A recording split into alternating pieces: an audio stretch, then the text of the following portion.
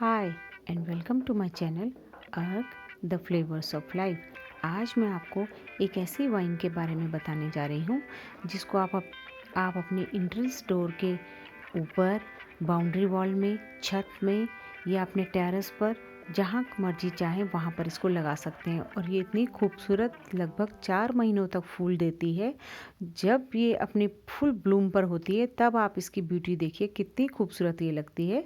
तो चलिए शुरू करते हैं इसके बारे में हल्की फुल्की जानकारी। इस बेल को हम फ्लेम वाइन के नाम से जानते हैं।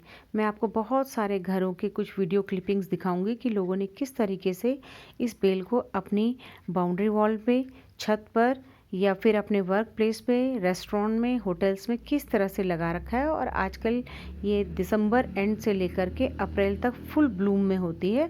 और जिस एरिया में ये खिले रहते हैं फूल, ये बहुत ही खूबसूरत, सबका मन बरबस अपनी ओर आकर्षित कर लेते हैं। देखिए फूलों से भरी हुई ये बेल कितनी खूबसूरत लग रही है। एक बार आपने इसको लगा दिया तो जिस एरिया को आप कवर करना चाहें उस एरिया को ये 1-2 सालों में ही पूरी तरह से कवर कर लेती है। और जब इसमें फ्लावरिंग होती है तब आप इसकी ब्यूटी देखिए कितना खूबसूरत ये लगती है। और उसके अलावा जिन दिनों इसमें फ्लावरिंग नहीं होती तो ये पूरा ग्रीन कवर के रूप में काम करती है। बहुत ही आसान इसका प्रोपगेशन है। इसके हर नोड एरिया से छोटी छोटी रूट्स निकलती हैं।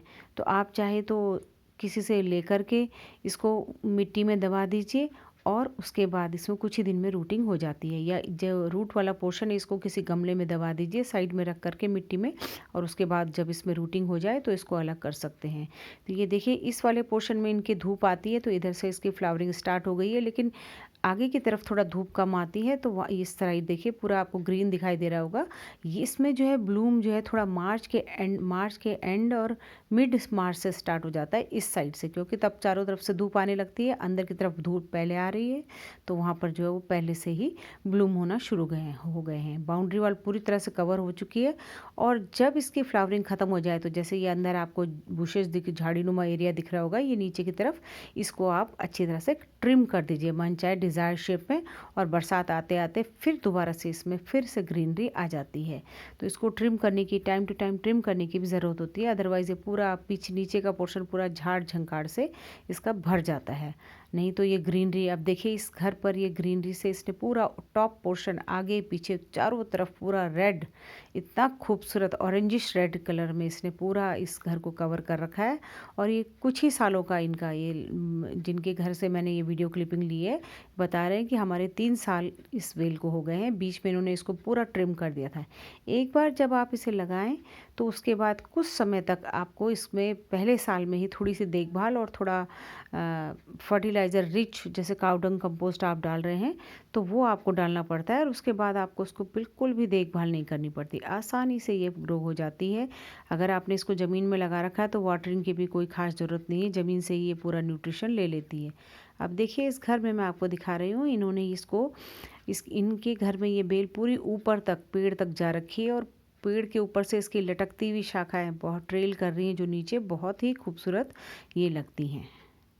देखिए बाउंड्री वॉल में किस तरह से ये नीचे की तरफ गुच्छों में बेल जा रही है। और ये पेड़ में देखिए क्रिसमस ट्री है उस से ये ट्रेल करती हुई जा रही हैं।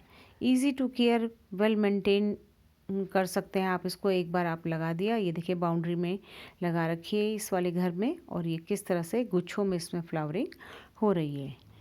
तो ये देखिए छोटे छोटे गुच्छे इसमें बंच से बन जाते हैं और कुछ फ्लावर झड़ते जाते हैं और कुछ नए नए फ्लावर इसमें एक के बाद एक खिलते जाते हैं। ये देखिए बंच है, इसमें से नीचे वाले पूरे खिल गए हैं, कुछ बर्ड्स बनी हुई हैं वो खिलना बाकी हैं। ऐसे छोटे छोटे बंच इसमें निकलते जाते हैं। फ्लावरिंग के लिए इसके लिए मस्ट है कि प्रॉपर इसको सनलाइट मिले। जितनी ज़्यादा सनलाइट मिलेगी उतना ज़्यादा ये ब्लूम होती है। अब एक वाइन मैं आपको दिखाती हूँ। इस वाइन को मैं पिछले 18 सालों से देख रही हूँ और ये एक कैंट एरिया में है। और इसको देखिए आप, बिल्कुल किसी ने किसी ज़माने में लगाया होगा ऊपर पेड़ों में। इस समय तो प्रॉपर मैं वीडियो क्लिपिंग इसकी नहीं बना पाई, शाम का टाइम है। पूरा पेड़ ऐसा लगता है जैसे कि फूलों से भरा हो। इसके देखिए 17-18 ईयर्स की इसकी बेल हो गई है, कोई न्यूट्रिशन, कोई देखभाल, कुछ पानी की ज़रूरत नहीं है। और ये बेल देखिए पूरा ऊपर तक चली गई है। और हर साल दिसंबर एंड से लेकर अप्रैल तक इसमें इतना सुंदर ब्लूम लगता है, ऐसा लगता है पेड़ के ऊपर जो है गुच्छे आग के लगे हुए होंगे। अब ये देखिए बाउंड्री में किसी ने लगा रखी है। अभी इस पर कम ब्लूम है और धीरे धीरे जैसे ये देखिए ग्रीन वाला ब्लूम है, इसमें भी छोटी छोटी बर्ड्स बनी हुई है, ग्रीनरी ज़्यादा है। लेकिन जैसे जैसे मार्च स्टार्ट होगा ये पूरी तरह से अब बिल्कुल ऑरेंजिश कलर से ये ढक जाएगी और पूरा अपने वॉल को ये कवर कर देती है। तो प्रॉपर सनलाइट इसको चाहिए। ज़मीन में आप लगा रहे हैं तो ये आसानी से आपके घर को खूबसूरत, आपकी बाउंड्री को, आपके वर्क प्लेस को बहुत ही खूबसूरत बना देगी। फ्लेम वाइन कोई डिमांडिंग वाइन नहीं है। ये पॉलिनेटर्स और हमिंग बर्ड को भी अपनी ओर अट्रैक्ट करती है।